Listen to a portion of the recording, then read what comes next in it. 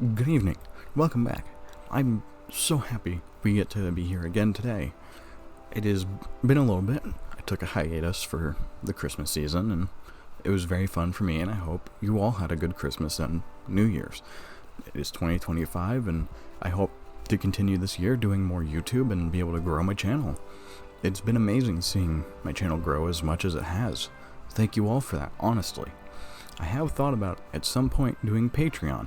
If you would like to support me on Patreon, let me know. I will take it into consideration. Of course, if you do like what I'm doing, tell me in the comments, like and subscribe, hit the bell so you can actually get the videos on time. And really, if you do not like what I'm doing, tell me. It helps no matter what. Today, we're going to be covering the IS-3. Starting off, during World War II, the Soviet Union faced increasingly advanced German armored vehicles, particularly the formidable Tiger I and the Tiger II, equipped with the powerful long-barreled 88mm guns. To counter these threats, the Soviets began developing the IS, or Joseph Stalin, tank series, successors to the KV heavy tanks. The IS-1, introduced in 1943, was armed with an 85mm gun, would later be upgunned for trials with a 100mm, which would face against the IS-122. That's more than likely a different video, and I don't know if I will cover the IS-1. Although it provided an advantage over earlier Soviet designs, like the KV-85, which the IS-1 was derived from, it struggled against the heavily armored Tiger tanks. This shortfall necessitated the development of the IS-2. The IS-2 was armed with the massive 122mm D-25T gun, debuting also in late 1943. It proved effective against German armor and fortifications due to its high explosive and armor-piercing capabilities. Compared to the IS-1, the IS-2 featured improved frontal armor, better angling, and increased firepower, making it one of the most formidable tanks of the war. To address the vulnerabilities to German anti-tank weapons, such as the Panzerfaust and the Panzerschreck, units utilized fence armor, a mesh screen designed to detonate shaped charges prematurely, reducing their penetration power, which you might see on modern tanks today. This was the first time it was more than likely utilized within multiple units. Despite its strengths, the IS-2 showed limitations in mobility, production complexity, and protection against evolving threats. By 1944, these challenges necessitated another upgrade to what would become the IS-3. The IS-3 was conceived to address the IS-2's weaknesses and to ensure the Red Army's dominance in post-war armored combat. It was officially designated Object 703, and its development was overseen by Soviet engineers at the Kurov and Chelyabinsk factories. The name IS-3 continued the tradition of honoring Joseph Stalin.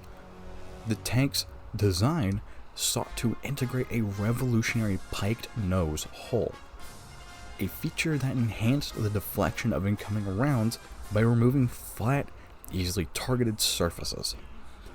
This concept was paired with a hemispherical turret, later nicknamed the Soup Bowl, to eliminate shot traps and provide a lower profile.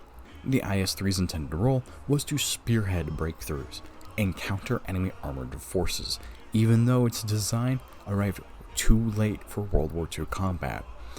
This also might sound familiar, because this is also what the Mouse was designed to do, which I also have a video on, and you should go check it out. Now, we had talked about it being a breakthrough tank for the later World War II stages. Had the IS-3 fought against the Wehrmacht in 1944 to 1946, right about when it was actually being developed and deployed, its performance against German tanks would have been influenced by its battlefield realities. By this time, Tiger IIs were in limited supply, and most encounters would likely have involved Panthers, Panzer IVs, or even Panzer IIIs. The IS-3's thick frontal armor and powerful 122mm would have also allowed it to engage and destroy German medium tanks at basically any range. Against the Panther, the IS-3's frontal armor would have completely withstood the 75mm KWK-42 cannon at combat distances, making it a formidable opponent. However, its slower rate of fire and cumbersome size could have been liabilities in dynamic engagements, such as in Berlin. Moving on from the hypothetical, the IS-3's development encountered several engineering challenges. Its armor layout combined cast and welded components, with the thickest armor concentrated at the frontal arc. Constructing the pike nose hull demanded advanced welding techniques to prevent structural weaknesses. Inside the tank housed a four-man crew: the commander, gunner, loader, and the driver, in a cramped, efficient, focused layout. The reloading process for its two-piece ammunition was slower than the single-shell designs, but allowed the gun to deliver massive firepower. The tank was powered by the Kharkov V11 engine, an upgraded version of the V2 diesel engine. The V11 faced reliability issues during testing, including overheating and difficulty starting in cold weather. These problems were mitigated through improved cooling systems and reinforced components, but the engine remained a maintenance-intensive feature. Also to note, this engine would be upgraded more and be used in such things like the T-44-100. Production of the IS-3 began in mid-1945, but the tank arrived too late for World War II. It made its public debut during the Berlin Victory Parade in September of 1945, where its futuristic design shocked Western observers. And this is true, as it was the first of its kind to have been seen, and no one knew what the IS-3 was capable of. This behemoth with a new design, a large gun, was seen as a threat, which necessitated the Americans and other countries like Britain and France to start developing even better tanks to try and counter this foe, of which they would never actually have to fight. During the Cold War, the IS-3 was primarily used for strategic reserve and parade purposes. Its limited combat roles included the suppression of the Hungarian Revolution in 1956 and service within the Egyptian army during the Yom Kippur War in 1973, with the Egyptians giving modifications to the engines to upgrade it and attempts to modernize its fire system controls.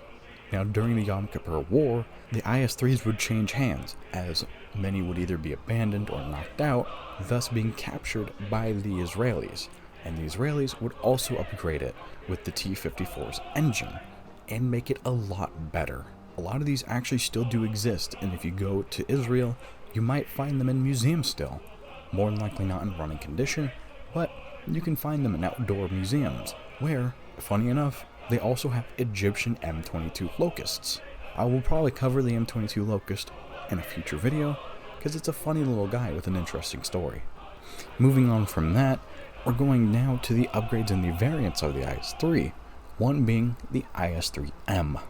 Introduced in the 1960s, addressed many of the original tank's flaws, including welding failures and outdated electronics. It featured a more reliable engine, improved suspension, and modernized optics. Several countries upgraded their IS-3s independently. Like I had said formerly, Israel with T-54 engines. Today, the IS-3 is preserved in museums and monuments worldwide, including the Kubinka Museum in Russia. Some remain operational for historical reenactments and parades. Enthusiasts can learn more about this thing by going to these museums or even playing tank games like World of Tanks and War Thunder.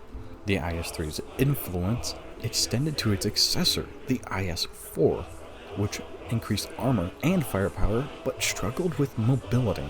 The IS-4 marked the end of the Soviet heavy tank era, as advancements in anti-tank technology rendered the concept increasingly obsolete. I'm leaving it to this point in the video where I have to mention the war in the Donbass, being 2014. In 2014, Russia was sending civilians and soldiers into Ukraine dressed with civilian clothing as a way to have an uprising within the Donbass region and Crimea. They did this so when the time came and these people started to revolt, it looked like Ukrainians wanted to be a part of Russia, when in reality, it was just Russian extremists forcing the hand of Ukraine, and that caused the 2014 Donbass War. IS-3s were used by some of these people in the attempt to more or less coup the Donbass region. Crimea was taken, but the Donbass region mostly stayed within Ukraine hands until about 2 years ago, 2022, when the Ukraine war sparked up once more, with Putin on the warpath and have saying that he wants to conquer the motherland's original territories. It has come to light within the past year of 2024 that Russians are training with the T-34-85 and the IS-3, and there has been also other photos of trains hauling rusted IS-3s to unknown locations. Why they'd be training with IS-3s and T-34-85s, only God could know. Moving on from the war in Ukraine, as much as I do like the topic because it shows the shifting dynamics in geopolitics and shifting in war technology, I'm not the one who should cover it. If you really want an in-depth look in it, check out the channel Animarchy History. He's an Australian who does really good work and has extensively covered it, with at least 6 hours of content you could watch over the whole thing, starting from the initial invasion to today. Now I'll leave off this video here, wishing you well, and that I hope you like what I'm doing, and if you do, please like and subscribe, and even share the video. Thank you.